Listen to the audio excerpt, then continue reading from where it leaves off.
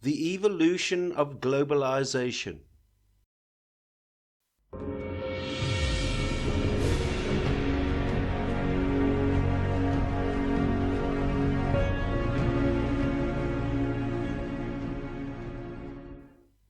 Trade between people is as old as the hills, promoting a necessity for standardized measurements and units of exchange.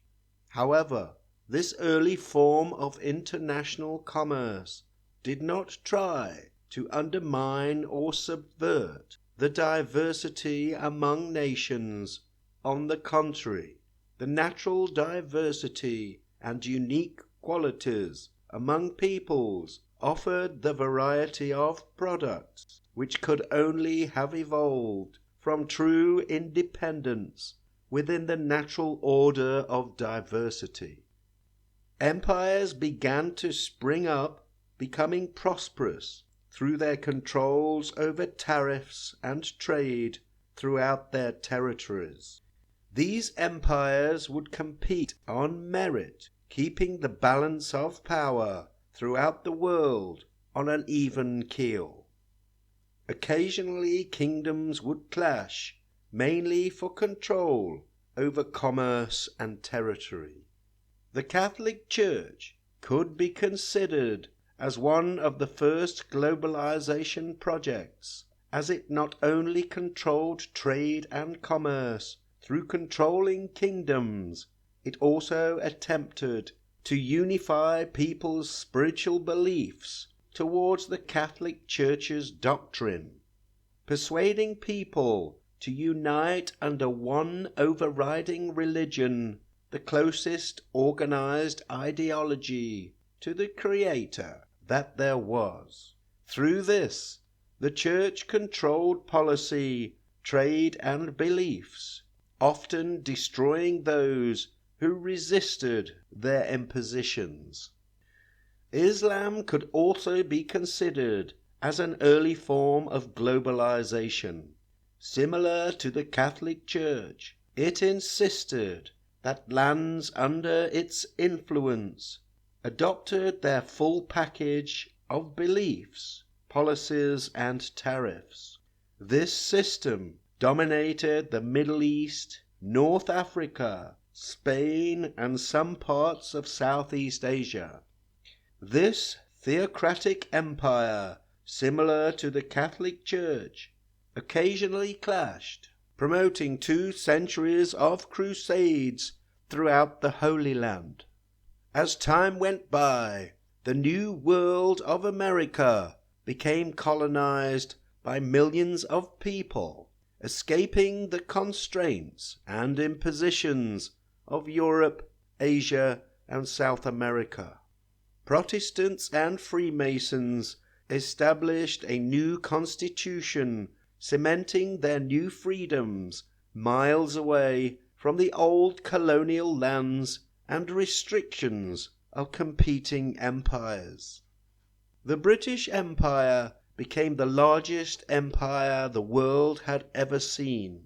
At its peak, it covered 1/4 of the world's landmass and held a sway over almost 500 million people. Its success and prosperity was mainly due to its alliance with international finance, which established its headquarters within the square mile of the City of London. This Anglo-Judaic alliance between the British aristocracy and the international banking cartel became very prosperous, and with the pound being the world's reserve currency, the empire had almost unlimited resources at its disposal, and wherever the empire went, it would install a new Rothschild-controlled central bank. This alliance eventually took control over America's finance with the creation of the Federal Reserve in 1913 to create the financial foundations to the modern globalization project. Within 6 months of the bank's creation, the world was plunged into the greatest war in human history, a war to completely alter the balance of power throughout the world, advancing this new globalisation project. Prior to the Great War, at the height of Queen Victoria's empire, Cecil Rhodes, a British businessman and South African politician, was a great believer in British colonialism. Rhodes used his skills to negotiate with the elite ruling classes of the British Empire. Rhodes would act as a well-paid agent for the Crown, while the Empire would protect his interests through force and diplomacy. Rhodes left a fortune in his will to secret societies and Rhodes scholarships, all with the intention of advancing his dream.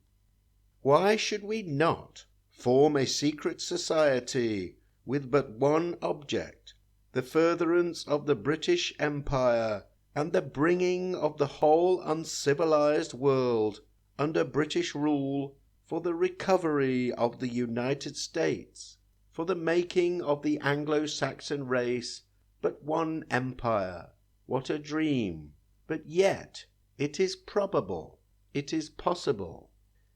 In 1909, after Rhodes's death, with the Rhodes legacy, Lord Alfred Milner and others created a secret society known as the Round Table, a group of influential individuals, all with a common purpose, the survival and advancement of the empire. With its wealth and influence, it financed agents to infiltrate all major spheres of power, steering policy towards a favorable outcome. From this group, other organizations and offshoots were born, interconnecting in a huge web, creating a shadow government of continuity, irrespective of who was in power within the old frameworks of democracy.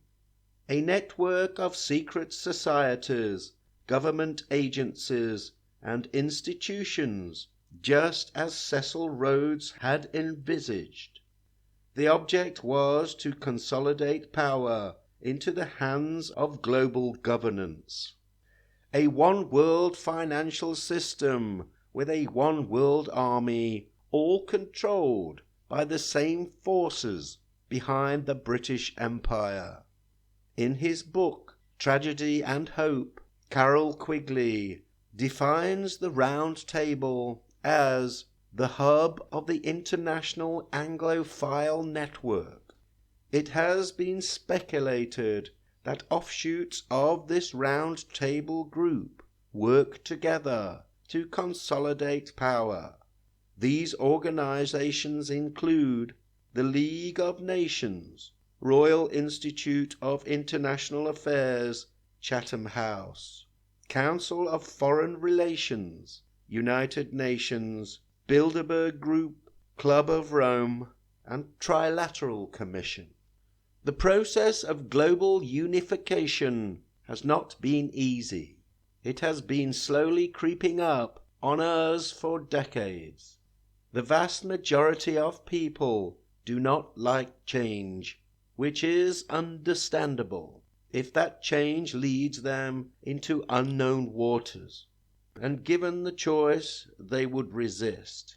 Therefore, an antithesis to traditional capitalist free markets was created in order to create tension between nations in an attempt to artificially maneuver the people towards the necessary outcome for successful globalization. This antithesis was communism, financed and promoted by Wall Street and London's banking cartel through the writings of Karl Marx and Friedrich Engels. This ideology was designed to undermine strong traditional sovereign nations and to promote revolution which would overthrow their leaders, paving the way for centrally controlled globalization. Strong monarchs were generally nationalistic and conservative, placed in power to preserve a country's traditions, heritage, and borders. Communism was the absolute opposite, an antagonistic revolutionary ideology offering phony liberation to the working class for their cooperation in overthrowing their traditions and those who governed them. It is no coincidence that Karl Marx, the creator of the Communist Manifesto, was kicked out of many European countries, accused of fomenting revolution, only to end up spending his last years living in London, the very city which sponsored his ideological antithesis. After the overthrow and execution of Tsar Nicholas II by the Bolsheviks and the abdication of the German Kaiser after World War I, Europe was subjected to an onslaught of communist uprising, seen as a way to bring forth globalization under this new form of extreme socialism, a one-size-fits-all governing system to subjugate and control all the people under its satanic hammer and sickle. However, wealthy landowners, capitalists, and industrialists throughout Europe became concerned and saw the danger with the spread of communism to their and their country's interests. Communism sought to abolish private property and control all means of production. This backlash against communism promoted a wave of nationalist sentiment, leading to right-wing fascist movements determined to stop the spread of communism. Germany, being the most industrialized and advanced of all the European nations, rallied behind their new nationalistic leader in an attempt to preserve their independence and heritage. Once in power, Hitler kicked out all communist influence, secret societies linked to Britain, and any other groups he saw as a threat to Germany's national interests. He took back control of Germany's central bank, and within a few short years, without compounding interest to pay to the international banking cartel, Germany became the most prosperous nation in Europe. Fearing Germany's escalating prosperity and influence within the British Empire's elite, were desperately trying to figure out a way to embroil Germany in another disastrous war in order to keep their communist globalization project alive. They ultimately used the border dispute between Poland and Germany as a catalyst to initiate World War II. This explains why, although the Bolsheviks also invaded Poland with Germany, the communist Bolsheviks became allies of Britain rather than enemies for participating in the same crime of invading a sovereign country. This ultimately escalated into an all-out world war, nationalism against the international financiers' antithesis of communism to bring about globalization. Although the globalists within Great Britain built its empire upon the backs of the British people, who they encouraged to believe in nationalism and patriotism, once Germany was defeated and communism was allowed to prosper, the old imperialistic Britain had become obsolete. The globalists had now infested Europe and America's institutions with the aim of uniting the whole world under their usurious and socialistic control system. Although the Bolshevik Soviet Union collapsed in 1991, it has evolved into a different kind of controlled economy. It is still used as an antagonist, a bogeyman, to traditional Western capitalist free markets, with the ultimate aim by the globalists to bring everyone together under their new digital control system. A major obstacle of the globalists' sinister world takeover are the indigenous populations of Europe and North America, with a long history of desiring independence and self-determination.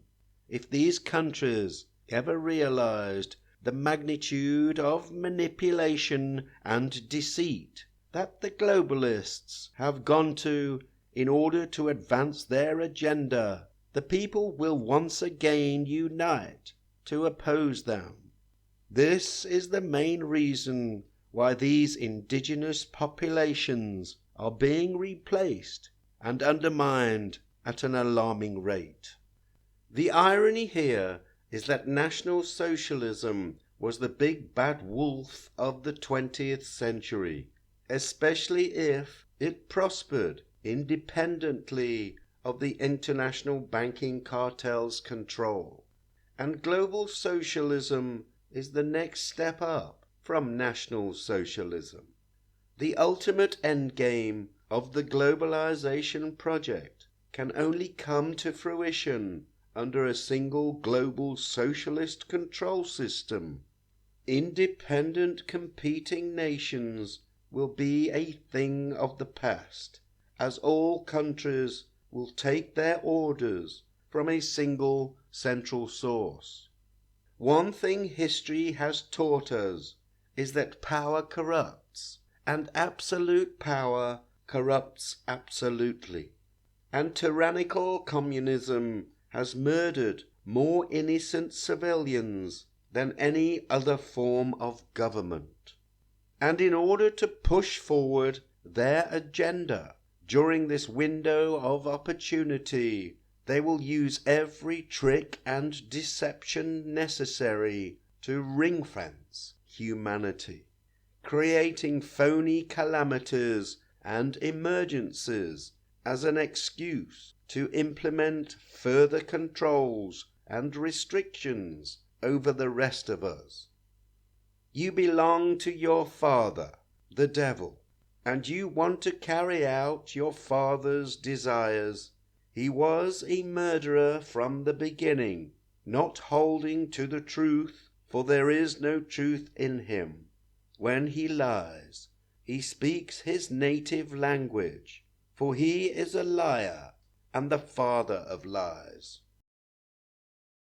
Truly a great honor and privilege to welcome His Royal Highness, to welcome him back to the annual meeting. I'm particularly delighted because it has been almost 30 years ago since your last participation. I sense the signals that we are reaching a global tipping point, as it has been mentioned many times here, in areas that are so close to the heart of His Royal Highness. Your Royal Highness, your years of dedication, passion, and work are highly relevant to the theme of this year's annual meeting, Stakeholders for a more cohesive and a more sustainable world. We are grateful for your leadership on stakeholder responsibility in accelerating the transition to a sustainable market. And we are very honored to work with you on such a flagship initiative. Today, we are all keen to hear from His Royal Highness his vision for a more cohesive and sustainable world. Please welcome His Royal Highness, the Prince of Wales.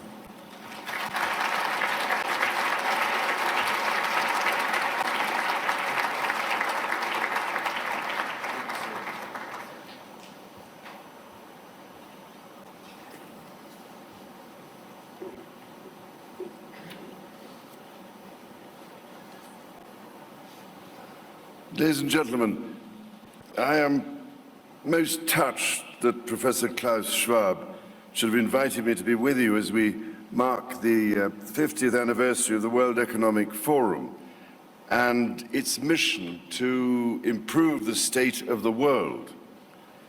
It is this mission and the urgent need to shape the next 50 years that has inspired me to be with you here today, after an absence of 30 years, I hate to tell you.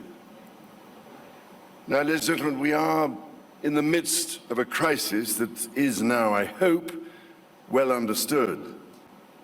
Global warming, climate change, and the devastating loss of biodiversity are the greatest threats humanity has ever faced, and one largely of our own creation. Now, I have dedicated much of my life to the restoration of harmony between humanity, nature, and the environment, and to the encouragement of corporate, social, and environmental responsibility. Quite frankly, it has been a bit of an uphill struggle, but now it is time to take it to the next level. In order to secure our future and to prosper, we need to evolve our economic model. Having been engaged in these issues since, I suppose, 1968, when I made my first speech on the environment, and having talked to countless experts across the globe over those decades, I've come to realize that it is not a lack of capital that is holding us back, but rather the way in which we deploy it. Therefore, to move forward, we need nothing short of a paradigm shift, one that inspires action at revolutionary levels and pace. And with this in mind, I am delighted to be launching a sustainable markets initiative with the generous support of the World Economic Forum. For me, sustainable markets offer a new systems-level framework which grounds markets in a higher purpose mission. In other words, putting people and planet at the heart of global value creation. Sustainable markets generate long-term value through the balance of natural, social, human, and financial capital. Systems-level change within sustainable markets is driven by consumer and investor demand, access to sustainable alternatives, and an enhanced partnership between the public, private, and philanthropic sectors. Sustainable markets can also inspire the technology, innovation, and scale that we so urgently need. The past decade has shown us just how quickly industry transformation can happen when you reimagine and re-engineer the business model. We need only look to mobile technology, electric vehicles, the space industry, e-commerce, and online streaming for inspiration. Looking forward, new employment opportunities, entire new industries and markets rooted in sustainability are within our grasp, with the potential for unprecedented economic growth. Changing our current trajectory will require bold and imaginative action, together with determination and decisive leadership. We all know the problem, and increasingly we agree on the direction. 2020 is the time for solutions and practical action. With our SDG and Paris commitments in mind, And the good news is that they are well within our reach if, ladies and gentlemen, we all pull together in a coordinated global initiative to tackle the greatest global threat. I would like to outline 10 practical actions that will drive forward the sustainable markets approach. First of all, shifting our default setting to sustainable. For sustainable markets, this means everyone in a leadership role, putting genuine sustainability at the center of our business models, our analysis, our decisions, and our actions. In other words, put simply, we need to put nature and the protection of nature's capital, from which we draw an annual return, at the heart of how we operate. It also means further defining and developing the discipline and framework of sustainable markets and sustainable industries. Second, outlining responsible transition pathways to decarbonize and move to net zero.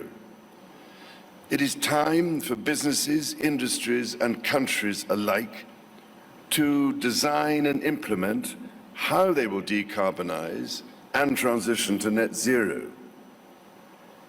Moving together with clear roadmaps will create efficiencies and economies of scale that will allow us to leapfrog our collective progress and accelerate our transition.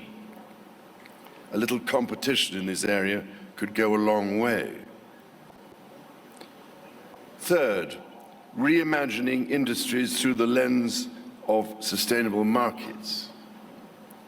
Using a sustainable markets framework, we have an incredible opportunity to create entirely new sustainable industries, products, services, and supply chains based on a circular bioeconomy, while in parallel helping to transition our existing systems. To do this, we must look at our markets using a business model approach to revenue generation and systems operations. Fourth, identifying game changers and barriers to transition.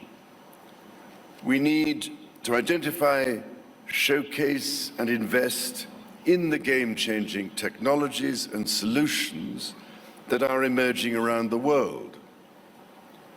To accelerate, we must also identify the barriers to progress, be it policy, regulation, infrastructure, investment, or the wider enabling environment.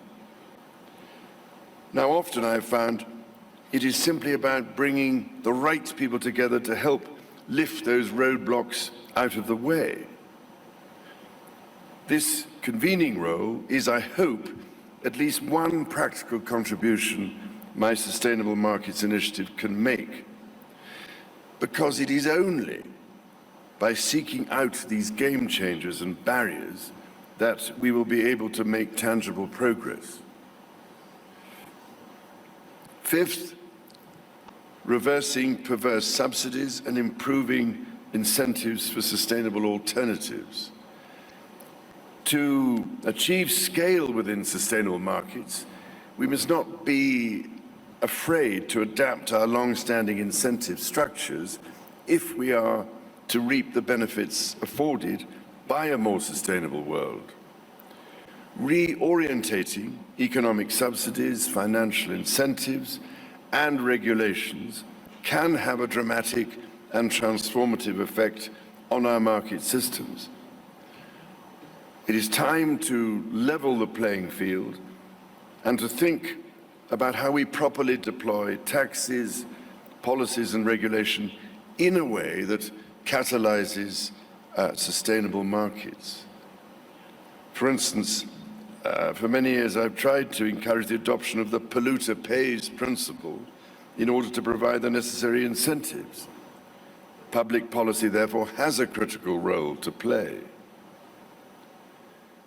Sixth, investing in STEM, innovation and R&D, whether it is AI, where that does not seek to challenge or replace unique human characteristics and intuition, is balanced and avoids the law of unintended consequences, or indeed nuclear fusion, 3D printing, energy storage, electric transportation, carbon capture, renewables or biotech, we are on the verge of catalytic breakthroughs that will alter our view of what is possible and profitable within the framework of a sustainable future. To move forward, we must acknowledge that sustainability and profitability are no longer mutually exclusive. Effective solutions must ensure that sustainable technologies and alternatives are competitively priced. Seventh, investing in nature as the true engine of our economy. Beyond major innovations and technologies, we must also look to invest in nature-based solutions in sectors like agriculture, forestry and fisheries. Indeed, for all the resources that we take from the earth. Nature's contribution to the global economy is estimated to be worth more than $125 trillion annually, greater than the entire world's annual GDP, estimated at $85.91 trillion in 2018. Building conservation and nature-based solutions into our asset base and supply chains can therefore offer significant economic growth opportunities for countries and businesses alike, including in areas such as the circular bioeconomy, ecotourism, and green public infrastructure. If, ladies and gentlemen, we valued our natural capital properly, as I've been trying to say for quite a long time, our national and individual balance sheets might look very different indeed. Eighth, adopting common metrics and standards. An increasing number of corporations are adopting ESG methodologies and highlighting their SDG-aligned investments. However, it is time to move to unified metrics and global standards. People want to trust that the goods and services they buy are socially, environmentally, and ethically produced. Through new technologies, we have the ability to tag, track, and trace supply chains in unprecedented ways.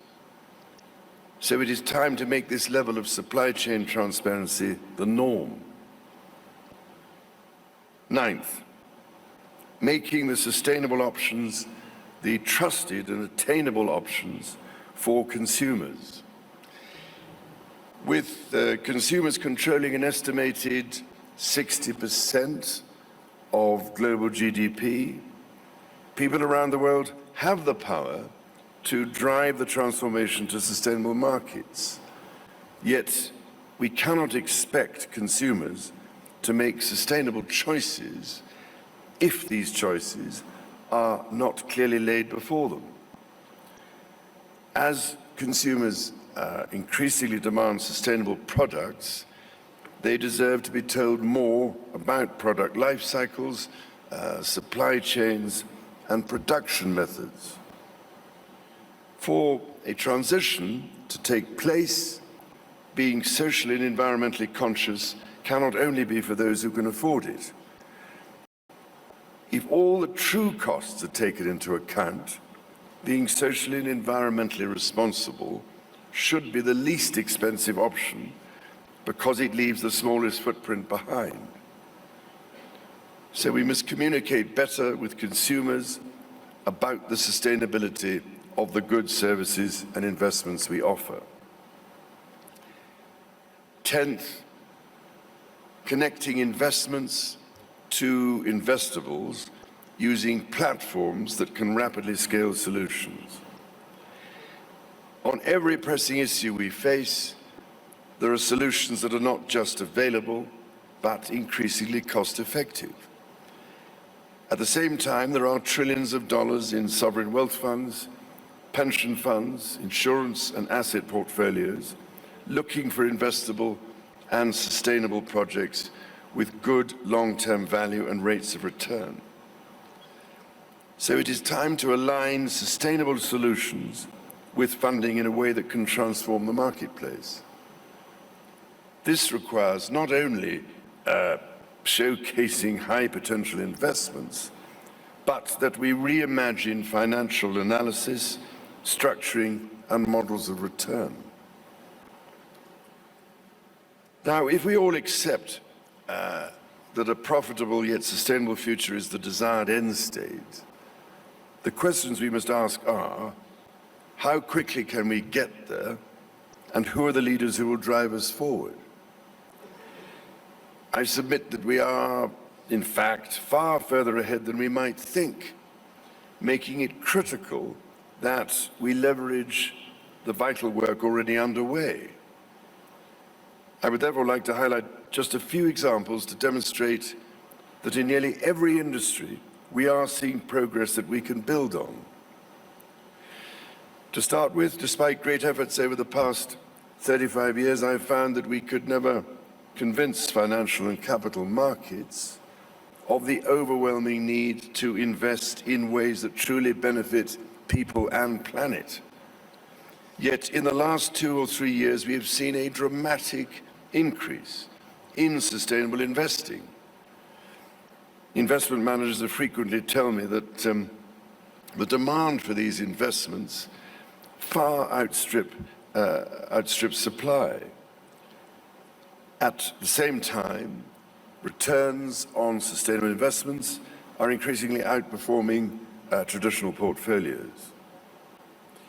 In the financial sector, many central banks and financial institutions have committed to integrating climate risk into stress testing, supervision, and disclosure.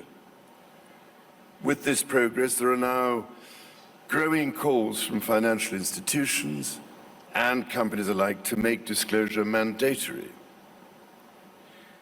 In aviation, there are opportunities to develop commercially viable, hydrogen-powered and electric aircraft within the decade.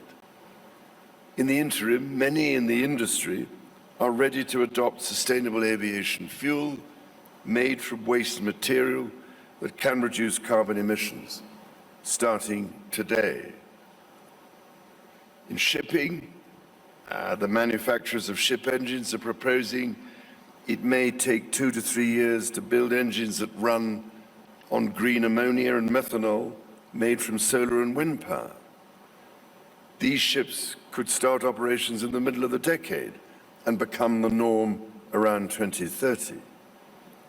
Now, this hasn't all been certified and tested, but if the industry and the regulators make a real effort, we can make it work, creating a real tipping point. In renewable energy, we are witnessing breakthroughs in the cost of solar that have the potential to revolutionize almost every industry.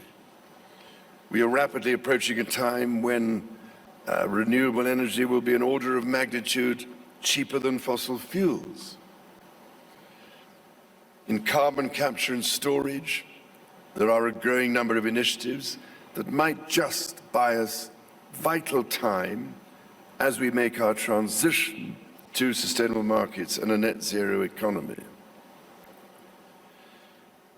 In forestry, ladies and gentlemen, we can now transform wood, the most versatile natural material on the planet, into a new generation of wood-based products capable of offering alternatives to plastics, chemicals, textiles, transport, and construction.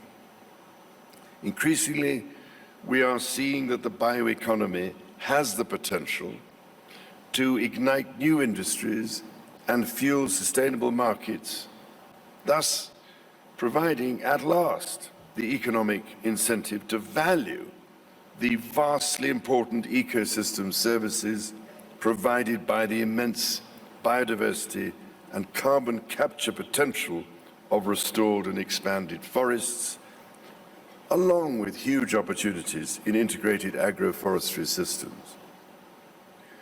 When the right sustainable goods and services are developed, proved, and affordable, the choice to adopt them will become obvious. Truly, to seize these opportunities, we need to visualize the future and have the confidence to invest in it. If there is one critical lesson we have to learn from this crisis, it is that nature, ladies and gentlemen, is not a separate asset class. Nature is, in fact, the lifeblood of our financial markets, and as such, we must rapidly realign our own economy to mimic nature's economy and work in harmony with it. After nearly 50 years of trying to champion this cause, I cannot help feeling that finally we are ready to change our trajectory. For my part, I have made sustainable markets my priority for 2020 and actually beyond, however long it takes. I've instructed my teams and my organizations similarly to align with this effort, and I expect them to contribute. And with the stakes this high, I would challenge you all to do the same. And critically, we must foster innovation. And here, if you will allow me, I would like to acknowledge the new Earthshot initiative of my son, the Duke of Cambridge, which seems to me to extol the sort of horizon-lifting approach we need in order to give us hope. So, beginning here at Davos and throughout the year, and in order to identify game changers, investments and barriers to transition, I will be convening a broad range of industry and issue roundtables, including, but not limited to, aviation, water, carbon capture and storage, shipping, forestry, plastics, financing, digital technology, the bioeconomy, nature-based solutions, renewable energy, battery storage, electric vehicles, fisheries, integrated healthcare, cement, steel, traceability and labeling, and agriculture, at the end of which I shall probably be dead. So, ladies and gentlemen, as we look to design and create sustainable markets and industries, these roundtables will bring together system innovators, investors, and decision makers to start designing and charting the course. I believe profoundly in the critical importance at this juncture of forming an unprecedented global alliance of investors which can genuinely mobilize the kind of trillions of dollars needed to put our economy on the correct path.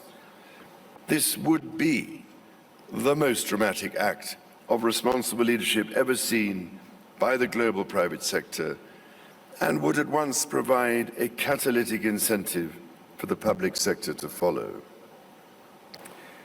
So with 2020 being seen as the super year, kickstarting a decade of action for people and planet, there is also an opportunity to bring sustainable markets into focus in each of this year's major global meetings. While it will be a bit of a challenge for me to get to them all, I intend to do my utmost to ensure that the message of urgency, systemic change, collaboration, and integration is heard. After all, ladies and gentlemen, do we want to go down in history as the people who did nothing to bring the world back from the brink in time to restore the balance when we could have done? I don't want to. And just think for a moment, what good is all the extra wealth in the world gained from business as usual if you can do nothing with it except watch it burn in catastrophic conditions. This is why I need your help, your ingenuity, and your practical skills to ensure that the private sector leads the world out of the approaching catastrophe into which we have engineered ourselves. It is my greatest possible hope that you will join me this year in accelerating the transition to sustainable markets and rapid decarbonization. Ladies and gentlemen, you all have a seat at the table, as this must be the year that we put ourselves on the right track. Everything I've tried to do and urge over the past 50 years has been done with our children and grandchildren in mind, because I did not want to be accused by them of doing nothing except prevaricate and deny the problem. Now, of course, they are accusing us of exactly that. So put yourselves in their position, ladies and gentlemen. We simply cannot waste any more time. The only limit is our willingness to act.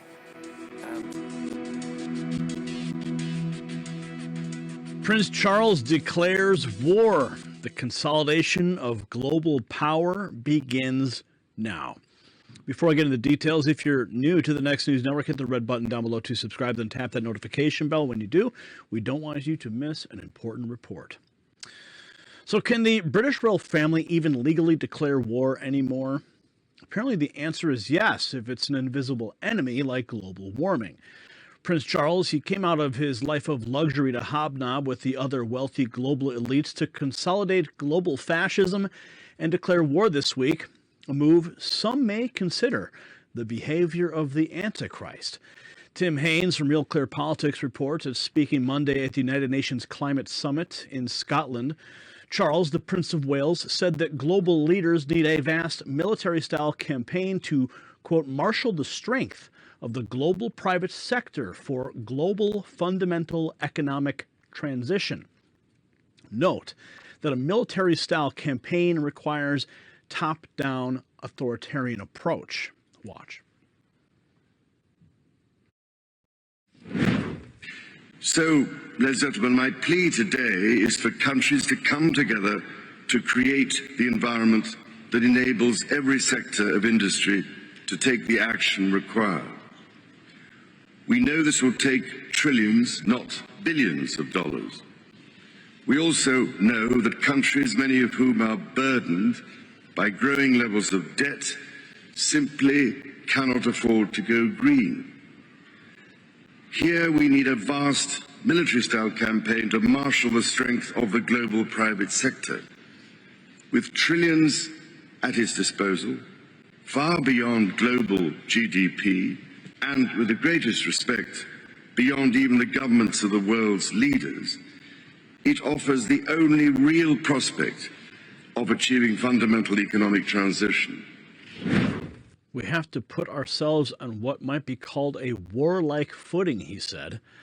Louder with Crowder had some fun with the serious declaration by the prince, writing that we're told that there's no such thing as a great reset or a new world order, even as those words literally come out of the mouths of world leaders. To the global elite, let me offer a bit of advice. When addressing a meeting of global leaders discussing global changes, don't let Prince Charles say crazy things like this out loud. What's not crazy is what he said in February of 2011 at the Low Carbon Prosperity Summit held before the European Parliament. Then the prince was lamenting on the impact of those who would deny the existence of climate change while slowing their agenda and accuse them of secretly conspiring to undermine and deliberately destroy the entire market-based capitalist system. Watch. Now, I have to say, this process has not exactly been helped by the corrosive effect on public opinion of those climate change skeptics who deny the vast body of scientific evidence that shows, beyond any reasonable doubt, that global warming has been exacerbated by human industrialized activity. Their suggestion that hundreds of scientists around the world and those who accept their dispassionate evidence, including, presumably, ladies and gentlemen, myself, who, rather ironically, am constantly accused of being anti-science, are somehow unconsciously biased, creates the implication that many of us are somehow secretly conspiring to undermine and deliberately destroy the entire market-based capitalist system which now dominates the world. Now, this matters because he's now advocating the consolidation of the private sector using a vast military-style campaign. Watch again. Here we need a vast military-style campaign to marshal the strength of the global private sector. Consolidation of the private sector using a top-down vast military-style campaign is communism, and it is exactly what he claims that he is being accused of, conspiring to deliberately destroy the entire market-based capitalist system. Watch again. Their suggestion that hundreds of scientists around the world, and those who accept their dispassionate evidence, including, presumably, ladies and gentlemen, myself, who, rather ironically, am constantly accused of being anti-science, are somehow unconsciously biased, creates the implication that many of us are somehow secretly conspiring to undermine and deliberately destroy the entire market-based capitalist system which now dominates the world.